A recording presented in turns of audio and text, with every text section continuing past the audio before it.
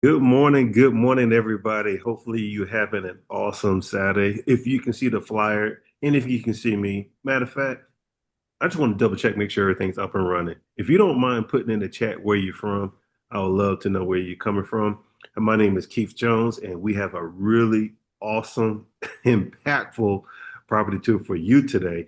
I'm really excited, and so we got Utah showing up today. I'm normally out of Virginia, but I'm actually on travel right now, and so I'm way out west. I'm out in Las Vegas. So, but I love to be able to just to see and hear where people are coming from. So we got DC showing up, we got Brooklyn, New York showing up, we got by the way of Crown Heights, we got Utah showing up today. So welcome everybody as you start to come in.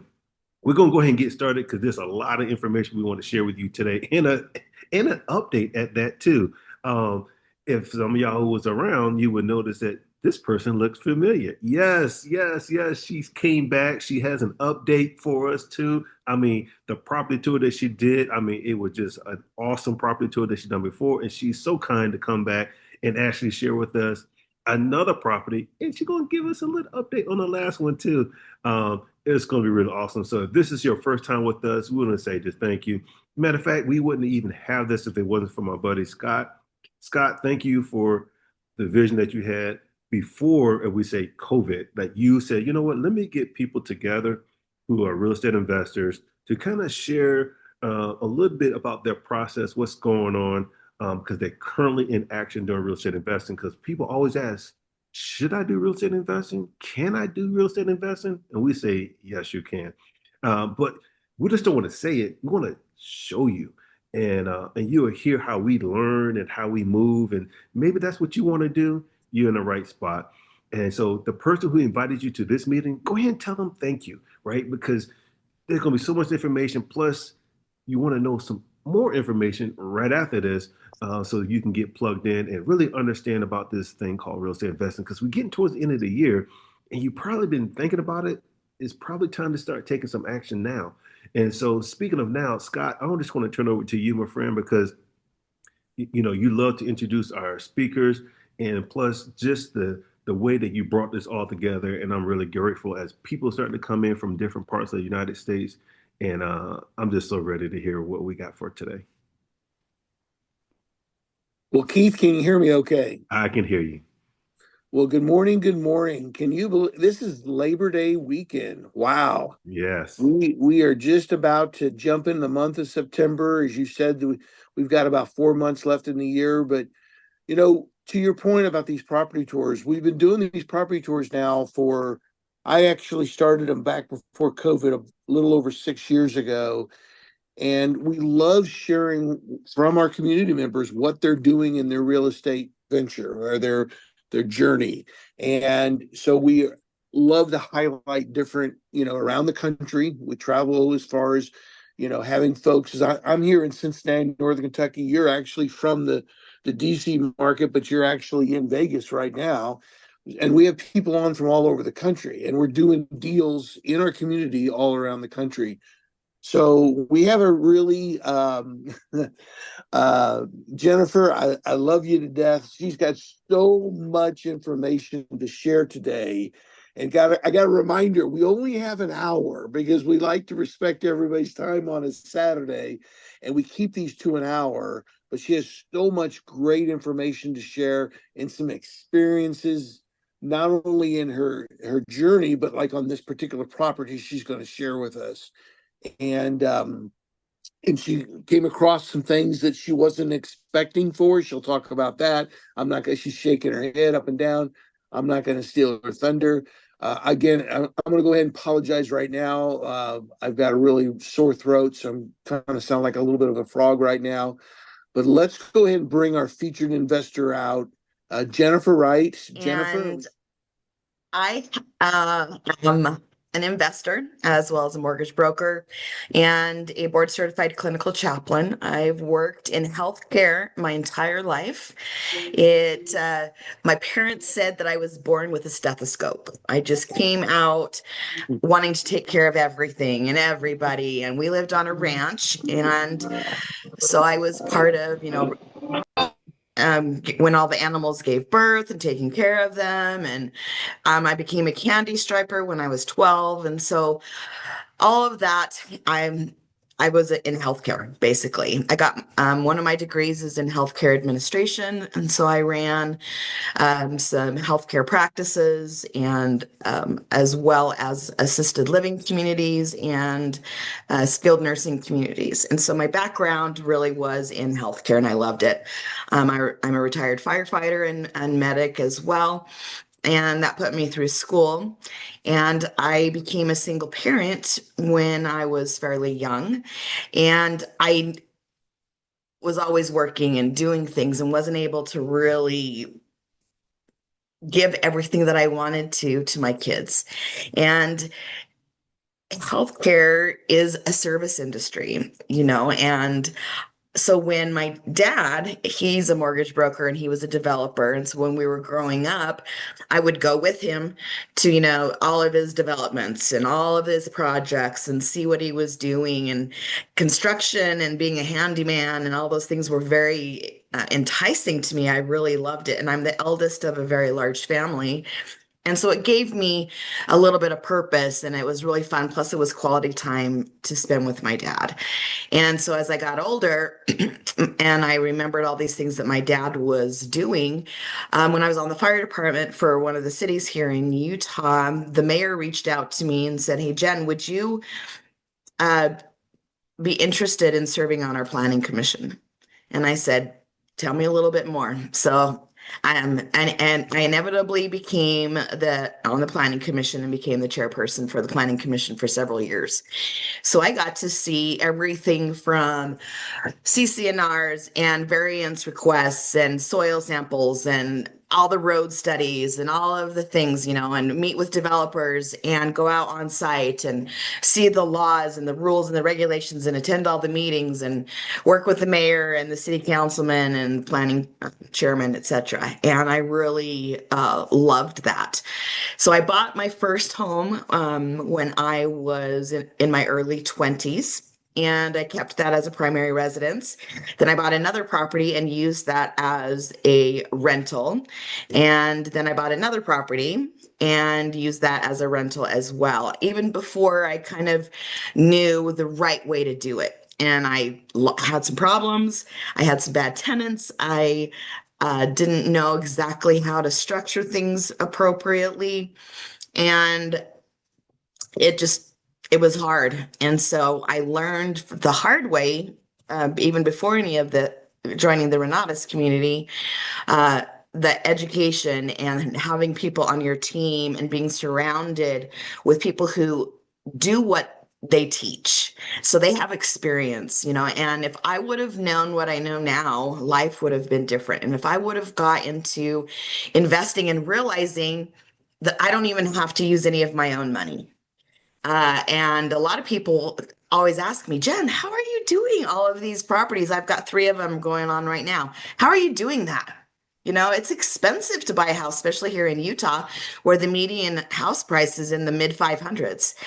And so I kind of give them a little spiel and let them know how I do it in a little way.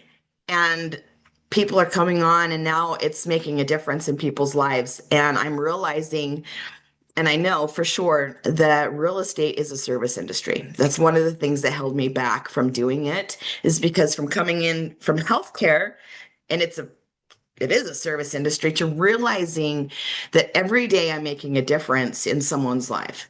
And so that's a little of my background on how I got started. Awesome. Well, thank you for sharing that. And it's really awesome to hear how your story, because everybody's different. Some people um, they know a little bit about real estate. Some people don't. Some people don't have the background. So it's just really kind of neat to hear the different, you know, how everybody got started. Because my background, I didn't do anything in real estate. Retired military, and so it's kind of neat how you hear the different stories and how people come together. But at the end of the day, it really gets back to real estate and really providing a service. As I start to learn also about that, so thank you for sharing that. So I think there was a couple of things that you also wanted to share. You have some slides as you're getting ready to kind of walk into the property and how you found this property and some pictures that kind of goes along with your story, if you don't mind sharing.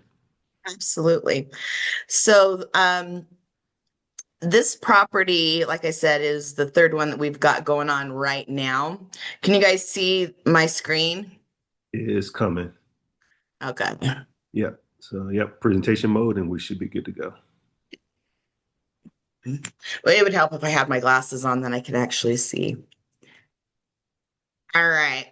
So, I have three properties with my team going on right now. This one happens to be in Sandy, Utah. And how I got into doing what I do right now is through Renatus. They taught me with their education how to do things the right way. Um, I lost a house actually when I was younger, and being a single parent was really, really hard. And I lost my house. I had it go to pre-foreclosure. And someone like me now, a real estate investor, came and bought it from me and helped me through that process. And like I said, if I would have known what I know now, that would have changed a lot. And this wonderful man on the right-hand side, that's Craig Smith. He's the one that introduced me to Renatus, and I can never be grateful enough for his love and dedication and appreciation for what he did for his living to bring me in so it would change my life so that the ripple could continue.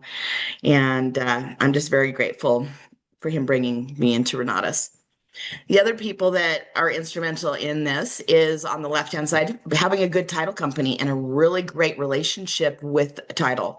They provide such value, and they've helped me create contracts, make sure that all of my purchase agreements are right. My addendums are good. Great pricing. They will run title searches in advance on my properties to make sure that I know about any judgments, liens, issues, so that the title is clear, or what I'm getting into. If it's, they've got $150,000 worth still on their mortgage, and they've got liens from taxes that they haven't paid, or HOA fees, or whatever it is, I'm able to know because of relationships with my title. And then the gentleman in the middle, he is one of the first people in Renatus that reached out to me and didn't give up. When my late husband was going through cancer, I kind of stopped doing investing for a while, and Richard was always there checking in on me, reaching out to me, even though I wasn't doing really anything because I was focused on my husband's care. He really still loved and supported and pulled the community together. And that's one thing that I love about Renatus, is that we are a community, and he's part of my family now. And then the gentleman on the right-hand side is Bob Snyder. He's the gentleman who is the brains behind Renatus, and he created the programs and all the education. And he has so much experience in his life that he wanted to share it and create wealth and diversity and just an amazing life for all these people out there, and wanted to pay it forward. And so Bob Snyder's a pretty amazing man. You'll get to know him. And the reason why I do what I do is because I want to make my family proud. So my dad and me on the left, my dad is a mortgage broker. Now he has been for years and years, and he got me into doing mortgages and real estate. And so that's my dad. And then some of my crazy brothers and sisters on the right-hand side, there's my crazy family, and I want to make them proud. Being the oldest of all of my siblings, they look up to you. And in life, when you make mistakes, you're like, oh, maybe I shouldn't have done that. But I wanted them to see that no matter what your circumstance in life, no matter where you've been, you always have the ability to move forward and make something positive. And I want them to be proud. But my why is my kids. I want to leave a legacy for them. And they're my everything. So my kids and my grandkids, I want them to see that they can do anything they want. They can create a lifestyle where they don't have to work every single day for someone else, and then they hopefully have some retirement.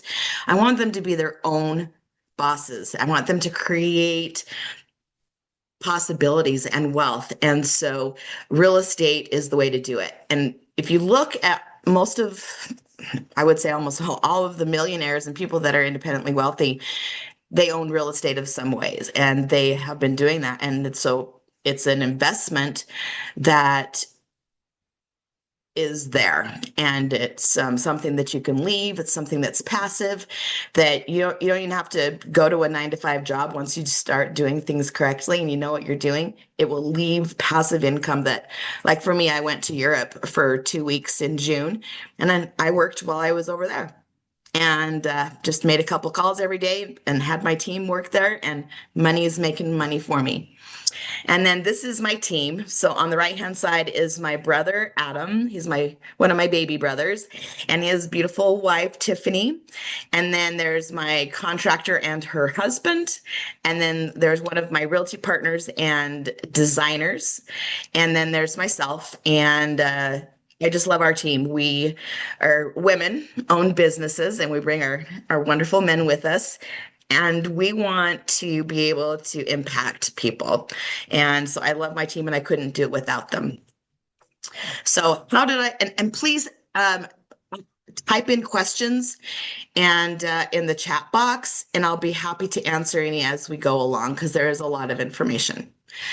So this property I got as a referral from one of my friends.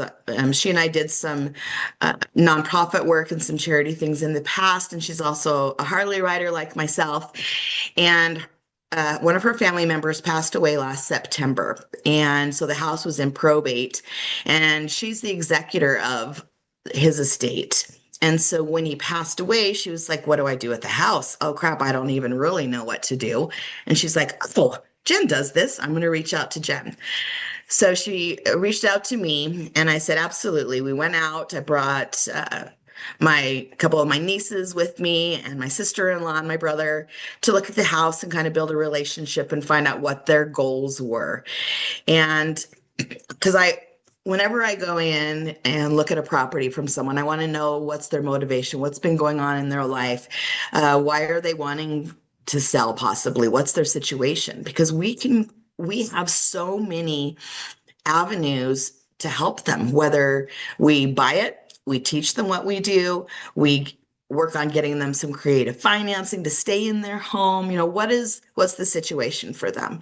And so I went through all of those situations with them and different options, and they realized, you know what, we just want to sell it, and we've got some things coming up that we really need the money for.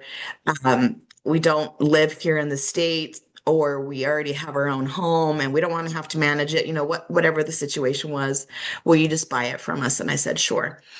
Let me do some research. So I had my title company, REI Title, pull the title to see what was showing up there, if it was clean or not. And we showed that it had some liens on it, had some back taxes, they had some judgments, they had old utility bills that had never been paid for, things like that.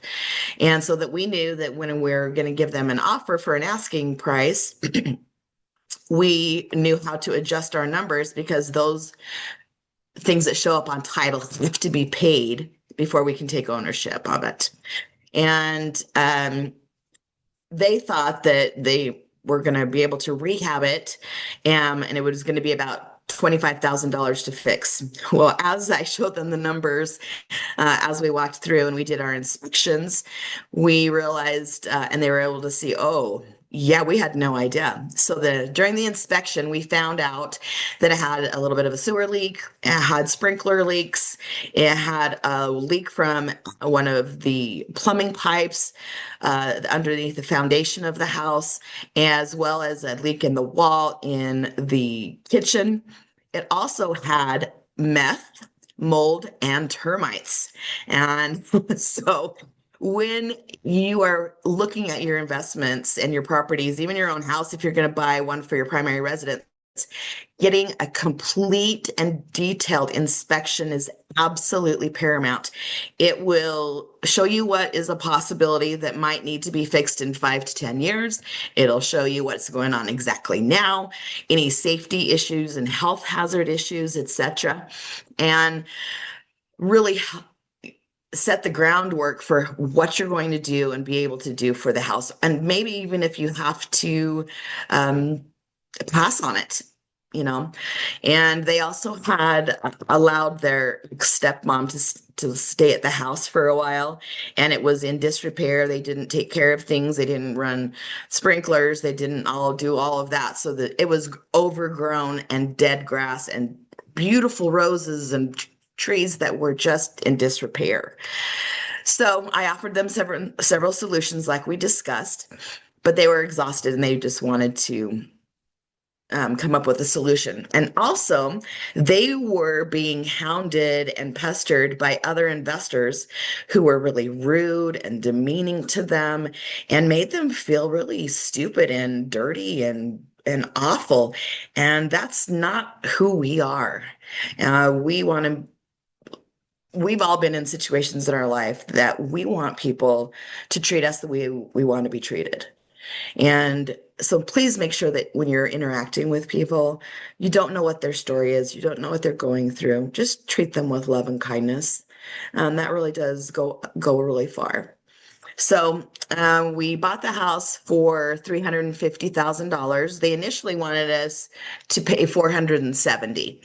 But market value actually showed that the ARV, once we got it rehabbed and things like that, ARV means after repair value. So once we get it fixed up, the value of the home would be about 524, something around there. And with the amount of rehab and all the things that it would take, the 470 just wasn't going to work. And so I showed them exactly what needed to be fixed, what the costs are, how it goes about doing. And they're like, oh, yeah. So we bought it for 350. We paid them $100,000 up front. And then we're going to pay them the remaining 250 when we sell it. So the seller is going to carry back or keep on to and hold on to that 250 until we sell it, and then they get it. And they were able to pay off any of their liens at closing, and then they get the money now that they wanted for the wedding and some other supplies. How are we doing on questions? Anything like that? You doing fine. Yeah, I had one sent to me directly, Keith. Question, Jennifer, how long did the probate process last? Like So, go through that if you a little bit, just a little bit if you could. sure. So, there's lots of different ways probate happens, really. And it depends on how the person who owned the home had their will and their trust and all those things set up, if they had anything at all. Sometimes you will find that people don't have a will. They don't have a trust. They have nothing, and they own the home free and clear. And they just assume that when they pass or something happens, it's just going to go to their next of kin, no big problem. Well, that's not the case. So when I'm at the hospital, when I'm taking care of patients, when I'm interacting with friends, neighbors, anybody, I always ask them, do you have a will? Do you have a trust? Did you do it yourself, or did you have someone set it up for you? Because even though you have a will and a trust, if you don't set it up the right way, probate can take quite a long time. And then your family members are left having to pay lots of attorney's fees, and there's sometimes legal battles and all that. So from the time that he passed away last September until we bought it, it was, 10, 11 months, I guess you could say, but it didn't need to be that long, because he did have a will and a trust and he set everything up correctly.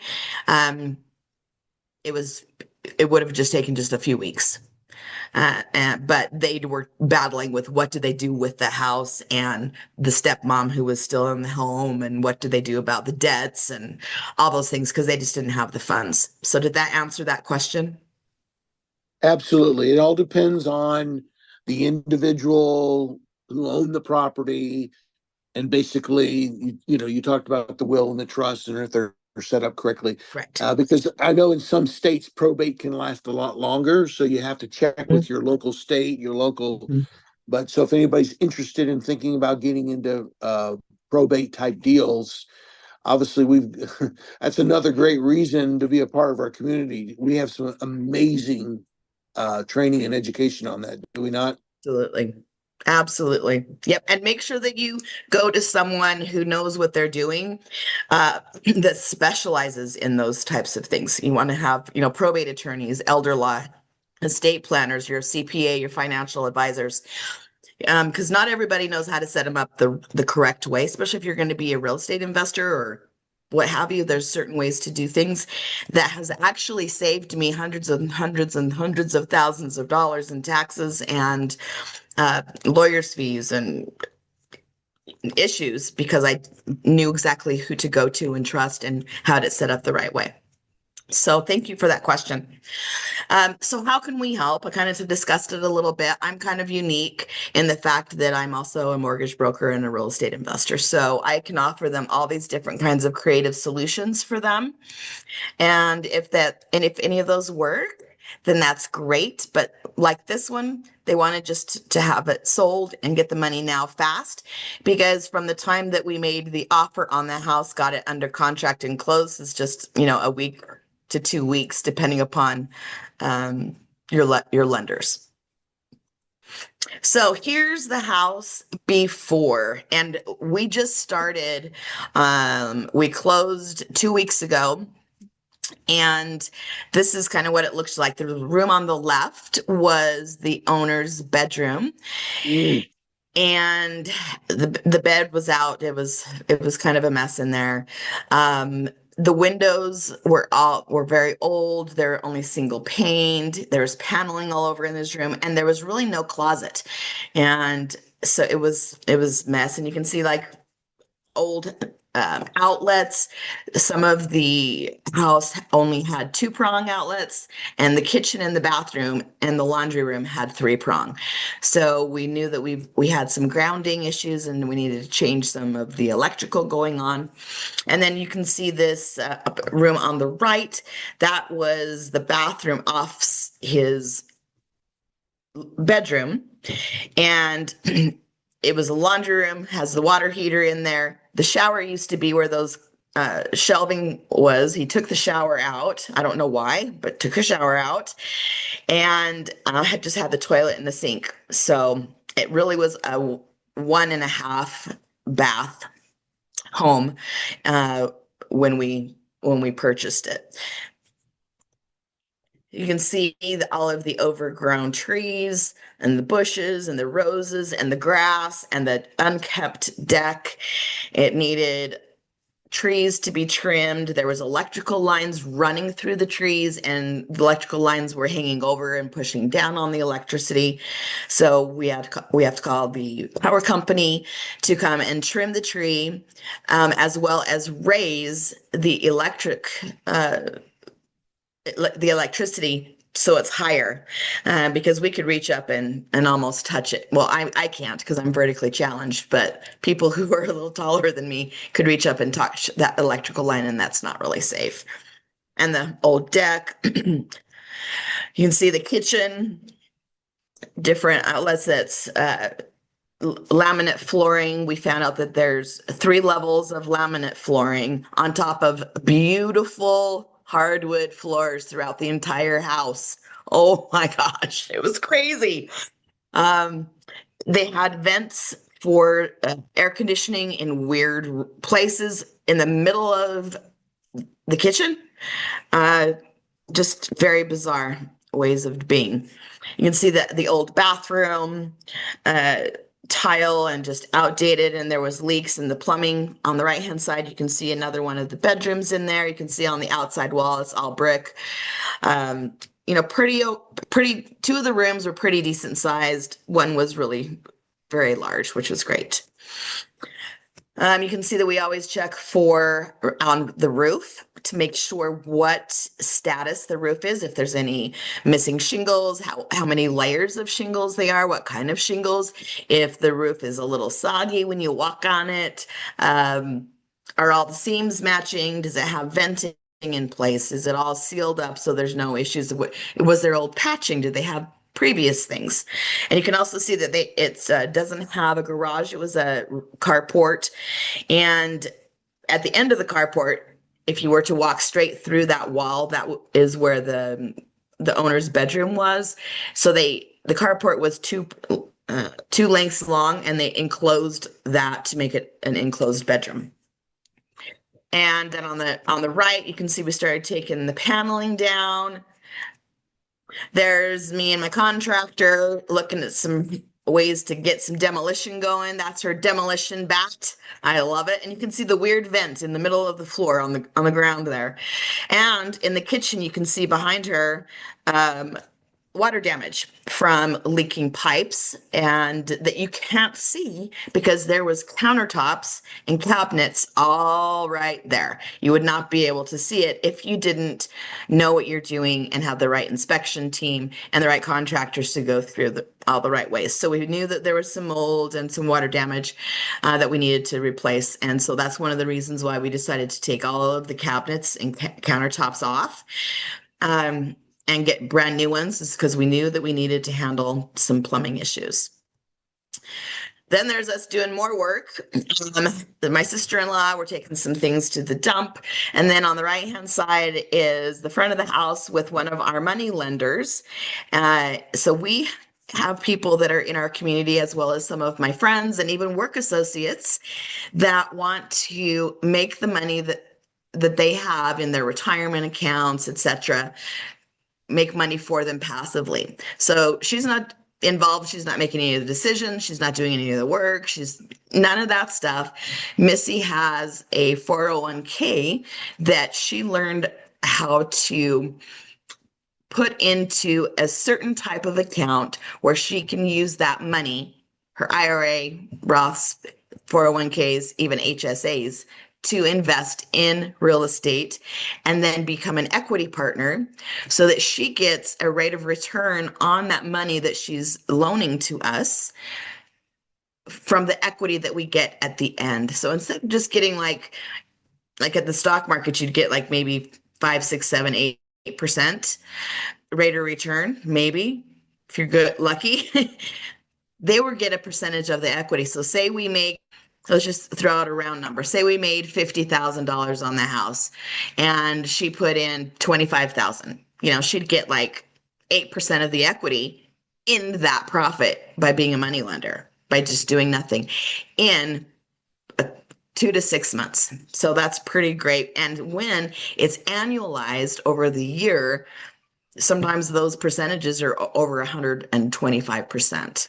My property that I just did completed a month and a half ago, it took 8 weeks. It was supposed to take 6 weeks, but there was a little bit of a trouble. But it took 8 weeks to get done. It was a complete remodel, gut, everything, 2,000 square foot house. And my money lender, one of them, he lent me $30,000. It's my brother. And he lent me $30,000 and he made $11,000 in 3 months. We knew what we were doing so well. And we had such a beautiful design, and my realtor was amazing, and all of my team was so great, and my contractors, etc., that we made $155,000 on that one house. And this one, you'll see, it's a little more smaller scope. And so the profit margin is not going to be as great, but we're looking at making, over $50,000 on this one flip in 2 months. So it's pretty awesome. And none of my own money did I put in, not a cent. So here's us doing some more construction and tear downs. We're cutting down all the old trees. We had an arborist come in, as well as my contractor's husband. He's amazing and does this for a living. It's great. There's my cute little nephew, because we also learned through this community that you can pay your children. I can pay my nieces and nephews, grandkids, etc., to work for the business, and they get to earn money. It teaches them a life skill. They learn about hard work and how this all happens, and how it can be a tax write-off, which is amazing. Just so cool. So you can see it's all working. And then the back deck obviously is not in good repair. And we found out that the grading of the house went towards the house, and all of the water from years and years and years went underneath this deck and was flooding and rotting out everything. So we decided we're just going to have to take out that deck. And underneath the deck was amazing. I'll show you. So you can see here, oops, we're going to, on the left-hand side, there's hardwood floors. We started taking off. They put MDF board on top of it in some of the rooms, which I just don't understand. And they glued it as well as stapled and screwed it. Oh my gosh, please don't do that to your hardwood floors. And then you can see some of the water damage. And then on the right hand side, you can see where the termites had invaded our home, and it had previously had some termite treatment. And so these are all those things that you need to have a really good inspector and contractor on your team so that they can identify these things and you know what you need to make happen. Then I wasn't able to be here at the home while we were doing a lot of the investigation work, as well as when my team, the contractors, were doing the demolition. And it shows that you can do real estate investing anywhere you are.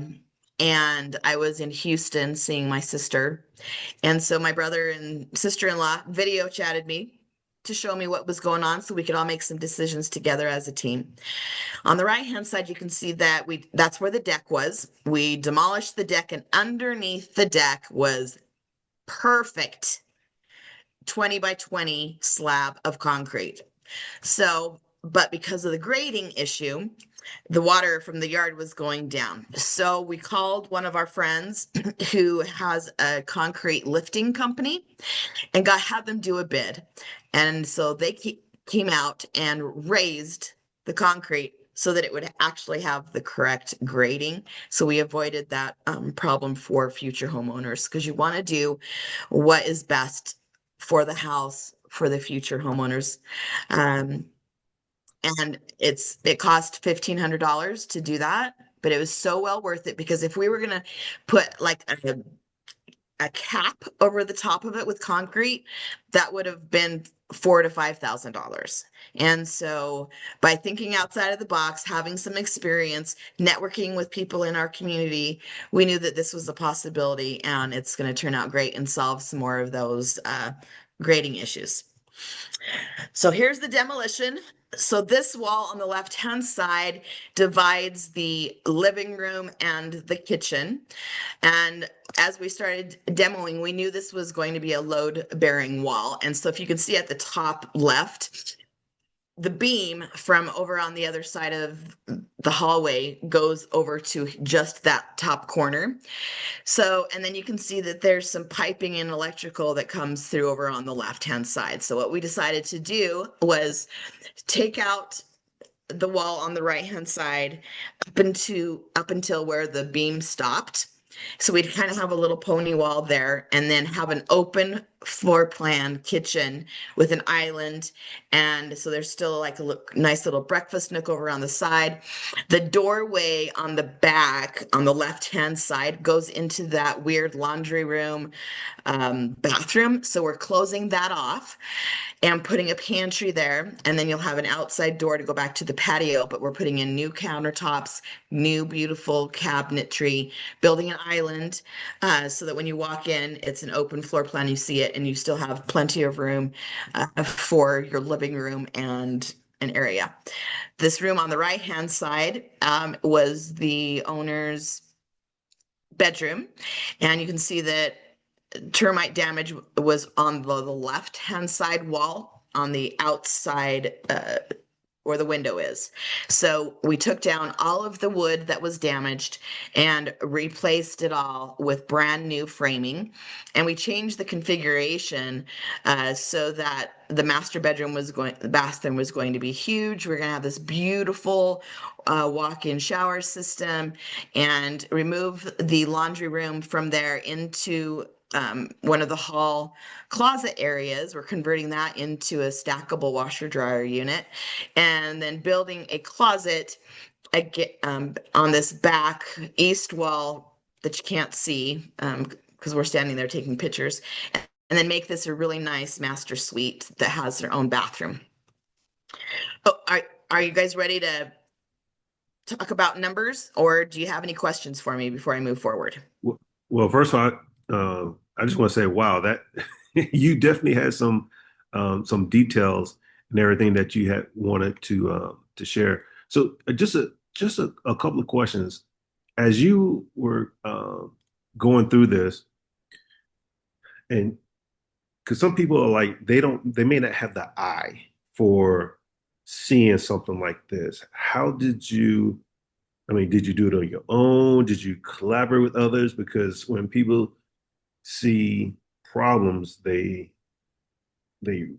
run, or not really run, but they're like, ah, They freeze or they yeah, react. Yeah.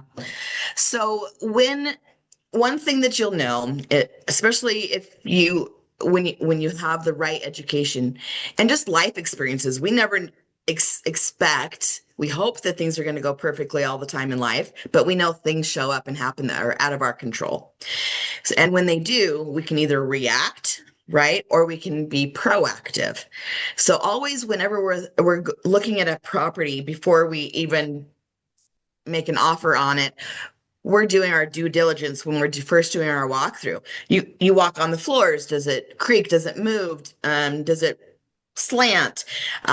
You flush the toilets. You turn the water on. You ask questions, and so you kind of have a little bit of an eye for what's going to happen. And then when you get your inspection, then you're a little more aware, so you can prepare. And then, depending upon the layout of the house, your experience in the past, you're able to make some decisions on one, what's the cost going to be to fix some of these things that show up? You always have a contingency as well. So say you have a budget of $50,000. Always add 10%, at least I do, 10% extra for oops or oh, didn't see that happening, because those are always going to happen, right? Or as you're moving through your process, you'll be like, oh, maybe we should do this instead. But if we do that, it's going to cost this much. And so, but it really is the best. So you need to have some of those contingencies. And so, as far as the layout and the design of that house, I've done them several times and I have a great team. And so, like I mentioned earlier, I've got, my brother and sister-in-law, I've got my contractor, I've got my designer and real estate agent. And so, because of us having experience, we go to home shows, we go to the tours, we're walking properties several times a week, several times a day sometimes. And it's not just for flips, but ones that have been remodeled. And in our community, we have so many successful real estate investors that are doing property tours just like I'm doing now, but actually in person as well. And so reach out to your community, go to the open houses that you can see, walk houses, go to, look online and watch people who are selling their house and what they're looking for and what sells, and really be open to not what I want, but what is the market wanting? What's the fad? What's going to be in style for now? What neighborhood are you doing your remodel in? Is it a high-end luxury homes? Is it mid-level? Is it starter homes? Because those are all going to determine how much effort and cost and work you're going to put into it, and the type of finishes, type of cabinets, kind of flooring, uh, tubs, all those things. So rely on your team. It's really important to have a team, and don't just put what I like. So I love colors and I'm very passionate kind of a person, but that doesn't mean that when I design a house that that's going to sell or what someone else is going to want to do. So what is usual and customary and awesome and selling in that neighborhood in the market? Does that yeah, answer that question? yeah, it does. And like for folks who are just getting started, right? Or, they're like, I don't know a lot of people who does this thing. So that's where I like about, the education, the learning of that piece, Mhm. right? To help build that confidence. And then as we would say small steps, but technically they're really huge for a person who's taking the first one, right? Correct. To be able to ask questions and feel comfortable. You may feel uncomfortable at first, but as you start to learn and you hang around folks who are doing that, it makes things a lot easier. And that's what I hear from your story is Yeah. um, you built a team, but that's not how you started. And you, over time, as you implement these strategies, you start to learn it's okay. And you start, the community support and talking and says, hey, I have this situation. And they're like, oh, we have a solution. And then that kind of feed in, like you was talking about the grade in the back, right? And have Yeah, different options. Some people who have been like, put a cap on it and moved on. But he's like, wait a minute, there's another way because you want to make sure the new homeowner doesn't have hmm, issues because even if sometimes a cap will put it on it, it will still kind of leak. So you want to make sure the water went in the right direction. So thank you, correct. thank you for sharing that as we kind of You're go welcome. forward. So now a lot of people are probably saying like where are you in this process? How long did it take? 'Cause I know you're about to show numbers because as you kind of talk about as you go to your next slide and you forget to show your numbers, kind of talk about that the length of the Sure. process. And as we getting close towards the end of the hour, Hmm. maybe a couple more questions that comes in. Um, Sure. so we just want to just make sure we get those in real quick. Sure. So, from the time that we made our offer to closing until today, it's actually 2 weeks yesterday that we got the property. Everything is completely demoed. Everything is framed. We've got, you can see the backyard. We've got all of the plumbing issues started resolving. We moved HVAC from out of the kitchen floor in the middle of the kitchen to the right spot, as well as in the bathroom for the master suite. We've got we moved closets, we've got plumbing started. So all of the basic beginning stuff is done. And then because of the meth issue and the mold stuff, we needed to have remediation happen. And so it was all remediated and taken care of.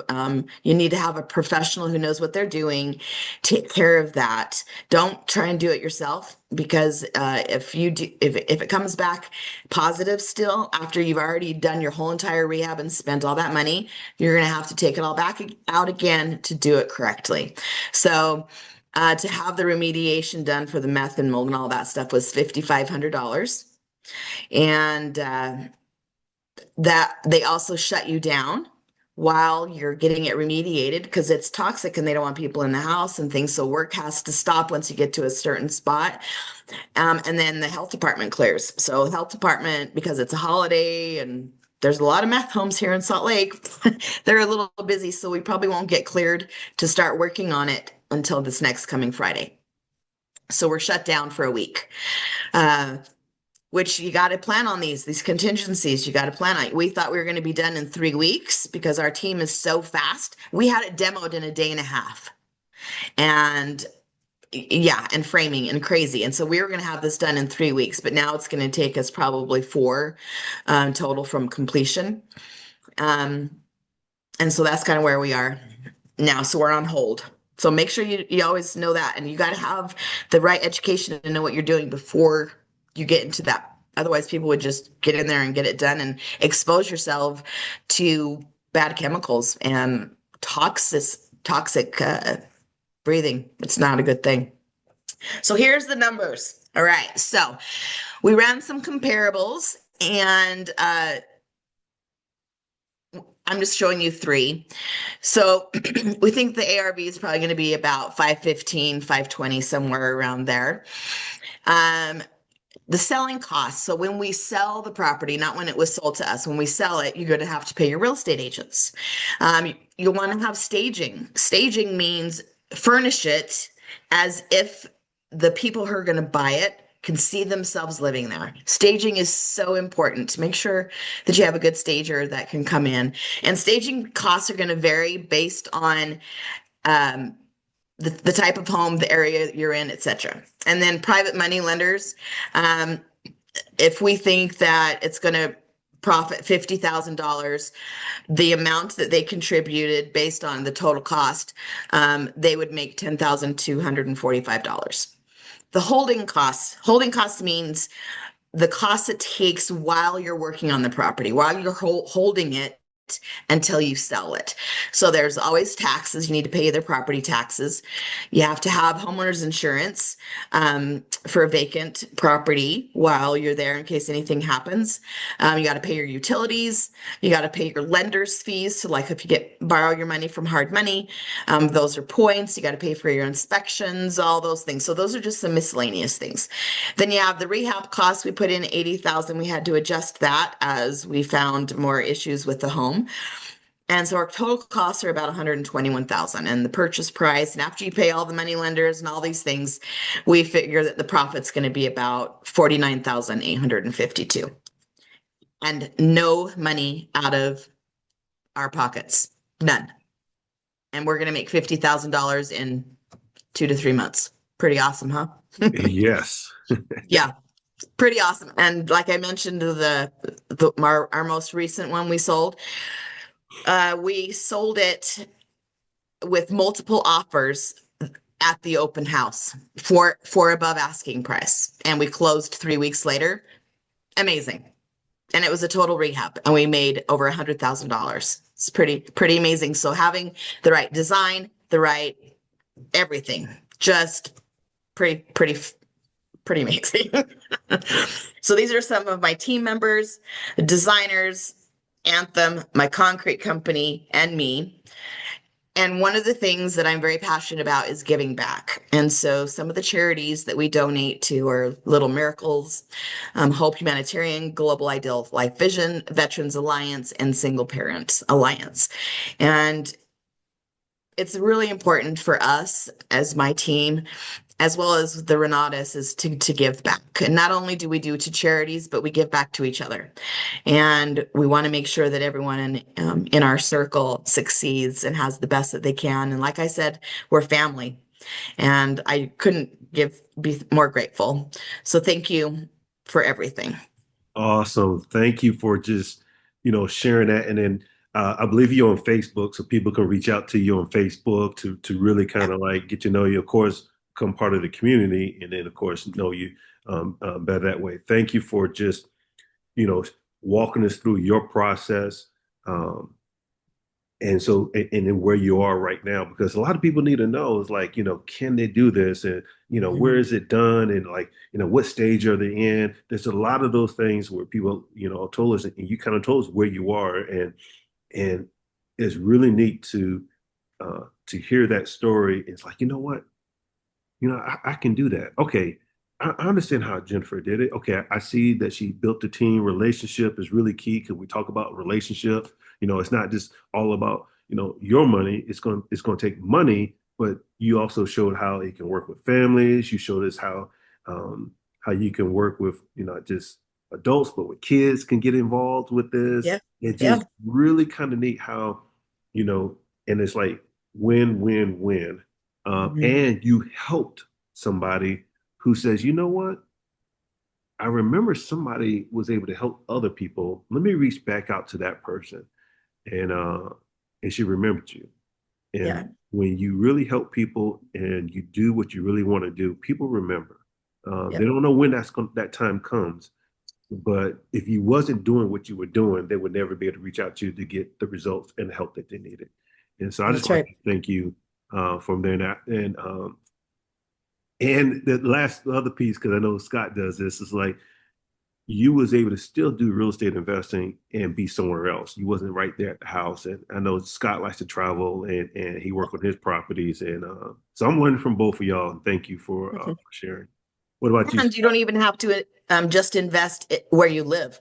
So I'm investing in Texas, in North Carolina, even overseas.